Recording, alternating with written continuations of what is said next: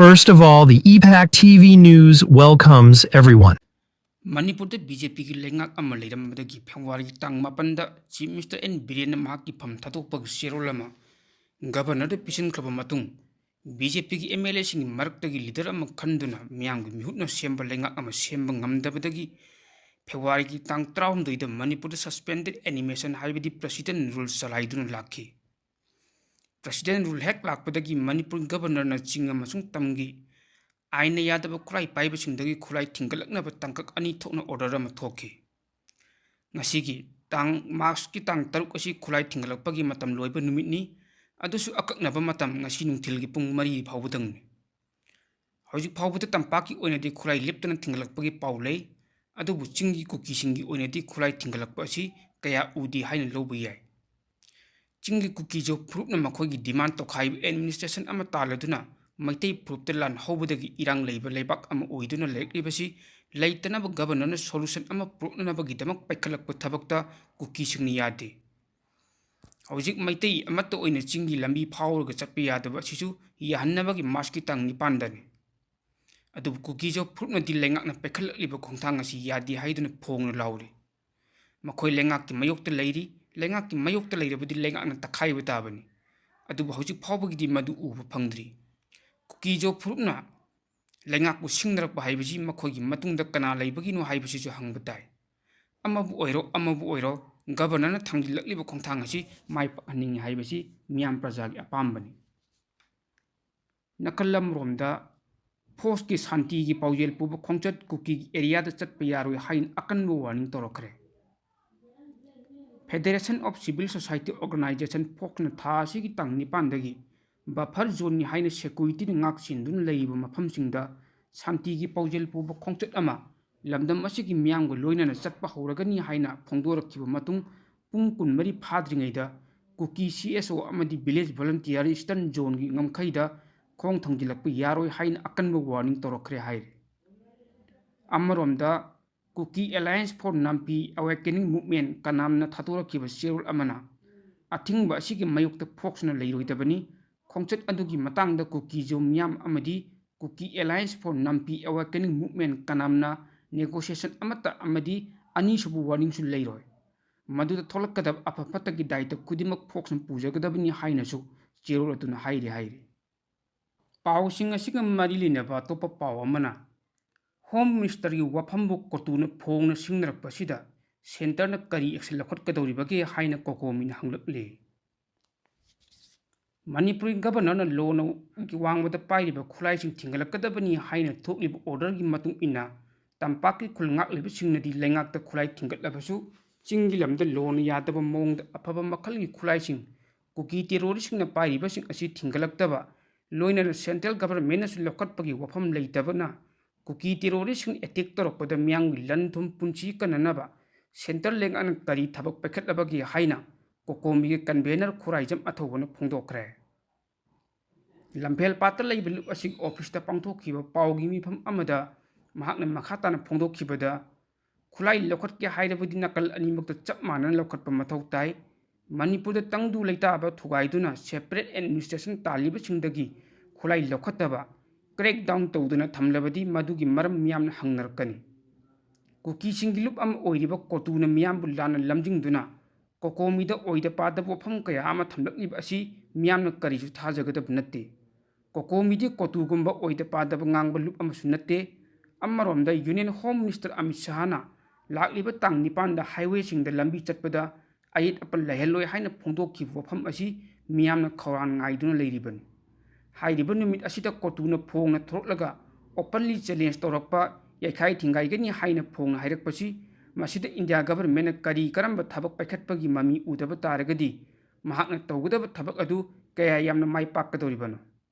मरम मदुना हाइरिब असि लैबना मखा तरकपदसु इंडिया गवर्नमेंट मपुंग फाना पीस ब्रेकर ओइना थबक तौलिब असिना कनानो पीस ब्रोकन ओइना तौरिब असिना कनानो हाइबदु थिदोक्तुना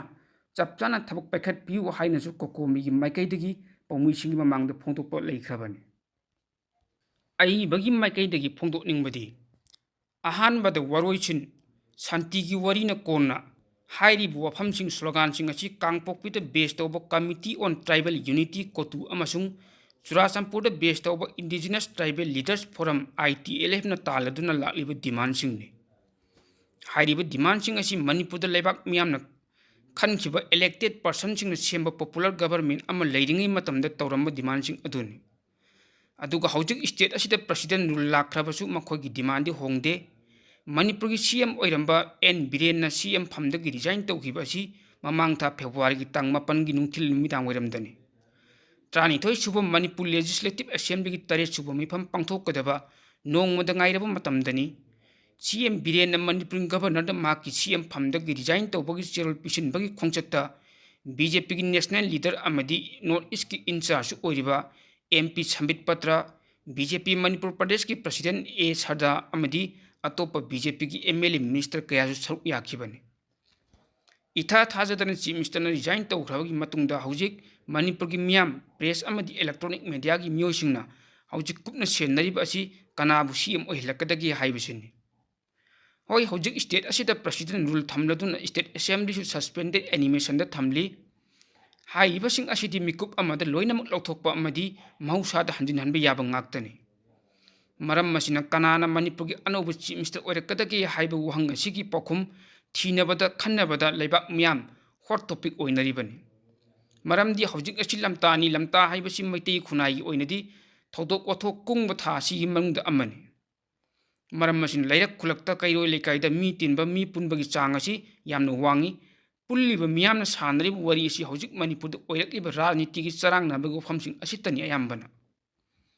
ममांगता फेब्रुआरी की तंग मपन मणिपुर की चीफ मिनिस्टर इथा थाजन रिजाइन तौखिबा असि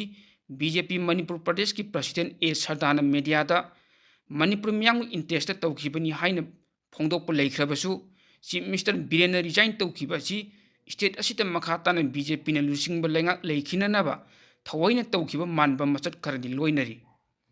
मरमदी मणिपुर थोकलिबा सही अनि फरकलब कांगनुक की इरांग असिगी ममांगदगी BJP पार्टी मनुंग लीडरशिप की मतंगदा वाथोकती असमक थोकनदुन लाख्रबनी मरक असिदा हौगिबा कुमजा 2023 की मे की तांग अहुमदगी हौरखिबा कांगनुक इरांग असिगी मतुंगदगिदी चीफ मिनिस्टर रिजाइन तौफम थोकई हाइबा डिमांड असी ओपोजिशन पार्टी अमना तालदुन लाखिबनी असुमना ओपोजिशन पार्टी कया अमना CM रिजाइन तौगदबनी हाइबा डिमांड की मतंगदा यामना नुपा थोकना CM रिजाइन सुक्तौ तौरोय CM ओइबसी महाक्ति लाइबक्ता ओइरुचो हाइन ओहलकपनी मसिदा पंकन कलकनु पंगांग nganglakanu हाइबना सिंगबा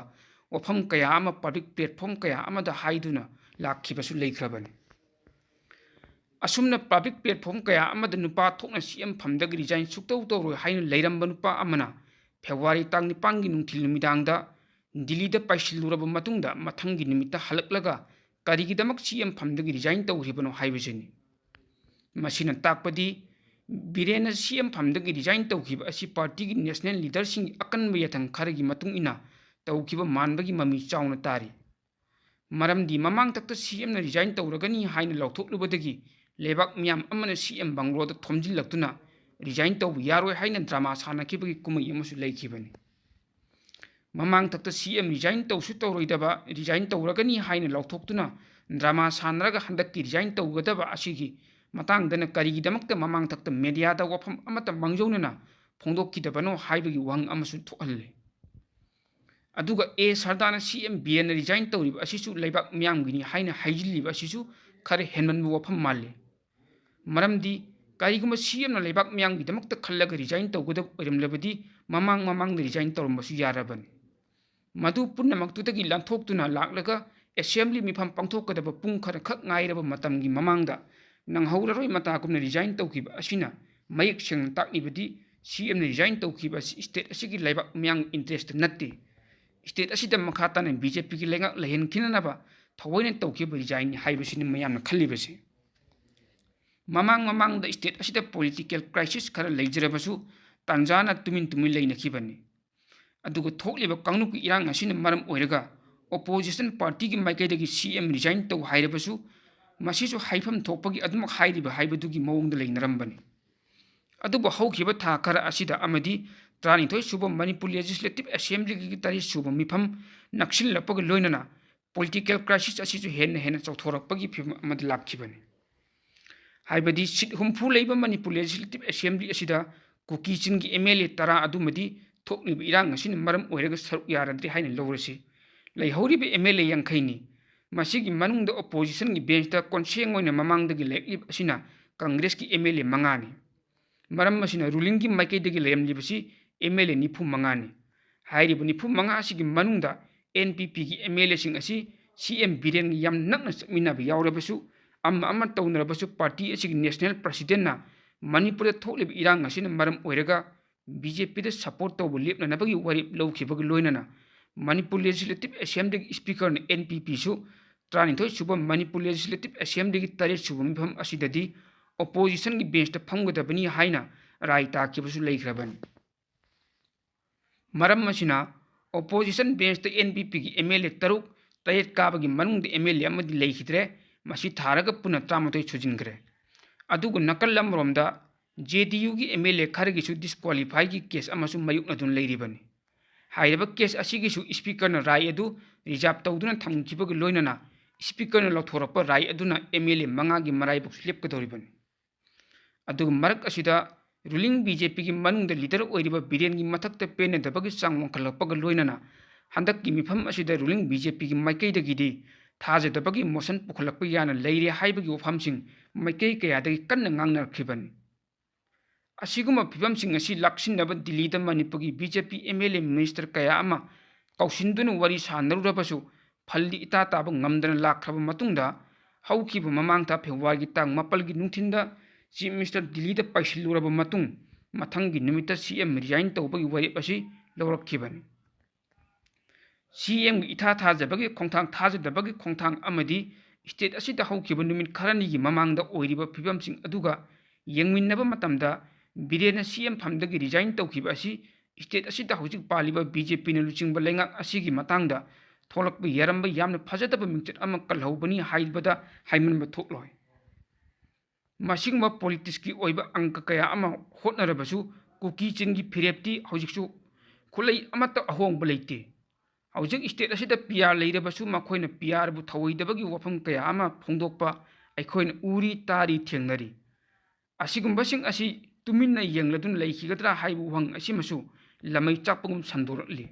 हाइरिबसिंग असि लमदमसिगी लुचिंगबसिंग खंगब मथौ ताय